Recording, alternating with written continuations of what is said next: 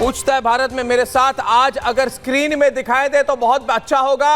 हमारे साथ आज अजय आलोक है, भारतीय जनता पार्टी के। मालूक नागर है जो पहले बीएसपी में थे, अभी आरएलडी में है। हर्षवर्धन त्रिपाठी जी है हमारे साथ। आज रतिंदर सिंह भाटिया जी है, प्रो बीजेपी पॉलिटिकल एनालिस्ट है। बड़े स्क्रीन पर रखे प्लीज। रत्नाकर त्रिपाठी हमारे साथ है और पंकज शर्मा आज हमारे साथ है। विंडोज पर स्क्रीन पर अगर हमें गेस्ट दिख जाए तो बहुत अच्छा होगा।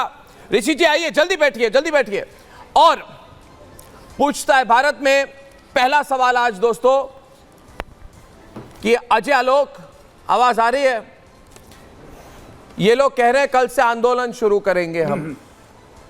इलेक्शन हार गए, हारने वाले हैं, इसलिए अब आंदोलन करेंगे, सड़कों पे उतर आएंगे, रोएंगे, सुप्रीम कोर्ट जाएंगे, राष्ट्रपति जी से मिलेंगे, जरूरत पड़ेगा तो मुझे तो लोग कह रहे हैं चक्का जाम करवाएंगे, शाहीन बाग मोड में आ जाएंगे। वो शाहीन बाग वाली मोड जो इनकी होती है ना, सब कुछ बंद करा दो, दरवाजे बंद करो, रास्ते बंद कराओ, एम्बुलेंस को जाने मत दो, इस मोड में आ रहे हैं आप लोग। और मैं खुलकर कह रहा हूं दोस्तों, अगर इसमें थोड़ी भी सच्चाई अगर ये करे कर तो जनता इस बार चुप नहीं रहेगी। शाहीन बाग के टाइम पे जनता चुप थी, सह रही थी, इस बार जनता चुप नहीं रहेगी। अजय आलोक, अगर ये इनकी स्ट्रैटेजी हो तो इस पर रिस्पॉन्स क्या होगा? क्या आप चुपचाप बैठकर देखते रहेंगे कि कुछ उसके बाद भी कुछ होगा? अर्नब, मिर्जा गालिब का एक बहुत अच्छा शेर है जी। ख्वाहिशों का काफिला भी बहुत अजीब है गालिब, ख्वाहिशों का काफिला भी बहुत अजीब है गालिब, अक्सर वहीं से गुजरता है जहां रास्ता न हो। तो इनकी ख्वाहिश के ऐसे इनके काफिले जो हैं घमंडियों का, उनकी कैसी ऐसी ख्वाहिशें जिससे कोई रास्ता ही नहीं है। तो जब रास्ता नहीं है तो मजबूरी में अपने बाल ही नोचेंगे ना, और क्या करेंगे? कल से यही कर रहे हैं। एक से एक इल्ज़ाम लगाया जा रहा है, बदतमीजी पे उतर चुके हैं, चाहे टीवी डिबेट हो, चाहे कुछ हो, कुछ से कुछ बोल रहे हैं। कोई 50 डीएम को फ़ोन करने की बात बोल रहा है, उसके बाद जवाब नहीं दे रहा है, भाग जा रहा है पलट पलट के। कोई प्रेस कॉन्फ्रेंस करके कह रहा है करो या मरो। आरजेडी यहाँ पे कह रही है कि इस बार हम चुप नहीं बैठेंगे, बता देंगे, दिखा देंगे। क्या ये और बनाना कंट्री है क्या? मुझे नहीं समझ में आ रहा, क्या दिखाएंगे पंकज जी? क्या दिखाएंगे? बनाना कंट्री है क्या दिखाएंगे? मजाक बना लिया है क्या? नहीं, क्या दिखाएंगे आप? क्या करेंगे? लॉ एंड ऑर्डर कोई चीज होती है कि नहीं? क्या करेंगे आप? रिजेक्ट हो गए। दर्शकों को आश्वस्त करता हूँ और देश की जनता भी इनको आश्वस्त कर रही है जी। देश की जनता भी इनको आश्वस्त कर रही है। हुमायूं कबीर कह रहे हैं टीएमसी के कि हम भारतीय जनता पार्टी के नेताओं को, समर्थकों को भागीरथी नदी में फेंक देंगे। कांग्रेस के नेता कहते हैं जो युवा नरेंद्र मोदी का समर्थन करें उन्हें थप्पड़ मारना चाहिए। पश्चिम बंगाल में हिंदुओं को काट के फेंक देंगे। अमेठी में राहुल गांधी हार गए तो कह के नॉर्थ इंडियन मेंटालिटी है, उत्तर भारतीय लोग ऐसे ही होते हैं। अब तो कुछ और ही हो रहा है। क्यों पंकज जी, इरादा क्या है आपका, आप बताइए भाई। अगर हारे तो हारे, और क्या है मतलब इरादा क्या है उसके बाद? हार गए तो हार जाइए, अगले बार के लिए आप ट्राई कीजिए।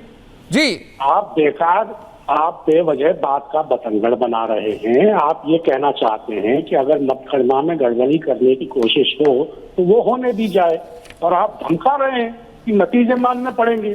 अरे नतीजे अगर गड़बड़ी करके लाए जाएंगे तो क्यों मानने पड़ेंगे? 10 जनपद बंगला खाली करना पड़ेगा, आपका बेटा विफल हो गया है। अरे इंडी वालों, अरे राहुल गांधी, अरे आंदोलन जीवी, अरे अर्नब जी, आपकी भाषा को क्या हो गया है? हिंदू एकत्रीकरण हो गया, हुआ है, हिंदू वोट एकत्रीकरण हुआ है।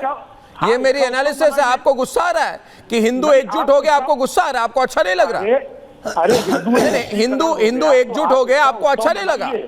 आपने राजनीति करके हिंदू एकत्रीकरण किया, इसका उत्सव बनाइए ना। मैं तो कह रहा हूँ आपने तो हिंदू वोट एकत्रीकरण हुआ है ना, राष्ट्र के लिए हुआ है, राष्ट्र के लिए हुआ है। नहीं, आप इतने चिढ़ क्यों गए? आप चिढ़ क्यों जाते हैं? हिंदू एकजुट हो जाते हैं, आप इतने चिढ़ क्यों जाते हैं? आपको प्रॉब्लम क्या है? आप लोकतंत्र बचाओ, सेफ डेमोक्रेसी की नैरेटिव बना रहे हैं। आप कहते हैं जेल भी जा रहे हैं शराब घोटाले में, तो आप कह रहे हैं नहीं, हम शराब घोटाले के लिए नहीं जा रहे हैं जी, हम शराब घोटाले के लिए नहीं जा रहे हैं, हम देश को बचाने जा रहे हैं। अरे भाई, आपको मैं पूछ रहा हूं, अगर आप हार रहे हैं तो हार है, एक्सेप्ट रियलिटी शुरू कर रहे हैं। अरे एक्सेप्ट इट ना। हार गए तो हार गए, अगली बार फेल हो गए एग्जाम में, क्या करेंगे आप? कंपार्टमेंट मिलेगी क्या आपको? मैं कह रहा हूं मालूक नागर जी डिबेट पे आइए। ये नहीं, मैं आज से मैं इसको खिलाफ है। मैं मालूक नागर जी, देखिए मालूक जी, एक मिनट, मालूक जी आ रहे डिबेट पे, मालूक जी और देखिए हर्षवर्धन जी और मालूक जी, मेरे सूत्रों ने मुझे बताया मालूक जी कि ये लोग पूरे देश भर के लोगों को बुला रहे हैं, दिल्ली आ जाओ, कल से हमें धरना करना होगा, कल से हमें ये करना होगा, शाहीन बाग वाले आ जाओ। उस समय जिन लोगों ने सीए के नाम पर झूठ बोला, सब लोग आ जाओ, एकत्र हो जाओ, सब लोग मिल जाएंगे तो कुछ करेंगे, हल्ला करेंगे तो बचेंगे, नहीं तो हम मरेंगे। अरे भाई, आपका चुनाव आप हार गए, इससे बड़ा मौका मालूक जी इनको क्या मिला होगा कि चुनाव लड़िए, लोगों के बीच में जाइए।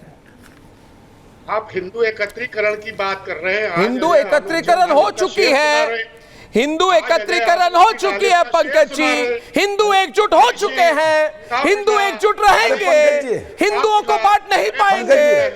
अरे आप फेल हो गए मालूक जी। मुल्क बोल दिया था तो ये गुस्से में आ गए। पंकज जी बोल रहे हैं पाकिस्तान चले जाइए, देश बोलिए। पंकज जी का माइक बंद करो प्लीज जरा, अर्णव जी पंकज जी का माइक बंद करो मालूक जी हर्षवर्धन जी और उनके साथ इस वक्त रत्नाकर जी और ऋषि जी। जी बोलिए मालूक जी, बोलिए जी, बोलिए जी बोलिए मालूक जी।